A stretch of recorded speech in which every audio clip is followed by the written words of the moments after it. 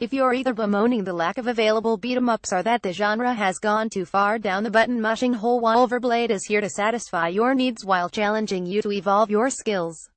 It has taken some time, but Wulverblade is the real deal. While it's most certainly a game inspired by many classics of both the beat-em-up and slash-em-up eras, it's very much its own game. Better yet, it's a wake-up call to the genre, a slap in the face for it to modernize and work harder to make something more of itself. With its gorgeously gory artwork, historically inspired settings, and absolutely brutal and challenging gameplay, Wulverblade is a best-of-genre treat to be savored. The journey begins after you are one friend as well. If you'd like, choose one of the members of the Wulver clan. There's Caradoc, the middle-of-the-road warrior who plays with a balance of speed and strength, his sister Guinevere who is a bit more agile but isn't as powerful, and Brennus who is more of a grappling mountain of a character but who appropriately moves more slowly. The differences between them aren't just cosmetic, they each have the same general moveset but execute key moves quite differently in subtle ways. The moveset is absolutely massive, using all 4 face buttons and mixing in directional double taps as well to give you a staggering number of options with which to slay your foes. Given the level of challenge in the game, particularly with some of its boss battles, you will absolutely need to learn to make use of as many of skills as possible and learn when it's appropriate to use them. What sets Wulverblade apart from its brethren is that you won't be button-mashing your way through to the end. You'll need to learn how best to deal with every type of foe you face, whether ranged, shielded, or armed with spears or swords, in order to be effective. Enemies are smart and will outmaneuver you if you'll let them.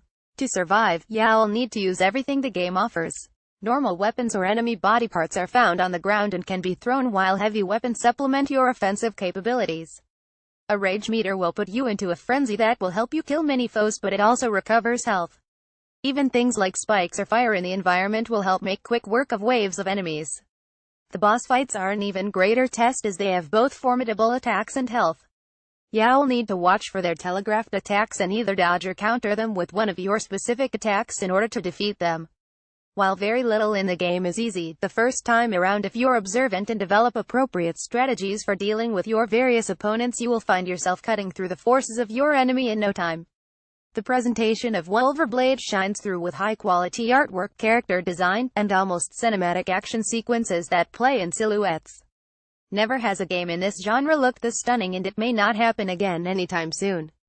The attention to detail given to the history that served as inspiration is fascinating, as the video and pictures help bring a deeper connection to the game. After seeing many of the ruins that inspired locations used in the game, it's hard not to be struck by the love not just for this genre but for the rich history of Britain. None of this is to say there aren't concerns. Becoming easily frustrated or discouraged is going to be a challenge. You won't be able to muddle through this, but once you accept that and begin to make use of the moves and opportunities that are available, you'll be astonished with how much more easily you'll be able to defeat your enemies. One issue tied to the game's excellent art, particularly in the foreground, is that it sometimes will obstruct objects on the ground, including key ones like health. It will be good practice to run across the bottom of the screen at times just to be sure you didn't miss anything. The difficulty spiked in the 3rd level, including a tough-as-nails boss that you'll need to work out a plan to defeat.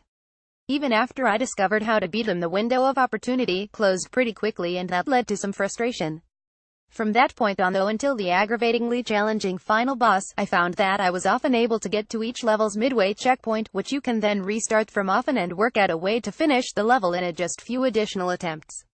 Overall, Wulverblade is an absolute masterpiece, and for people who have been bemoaning the lack of quality beat-em-ups, it should provide many hours of meaty combat and carnage.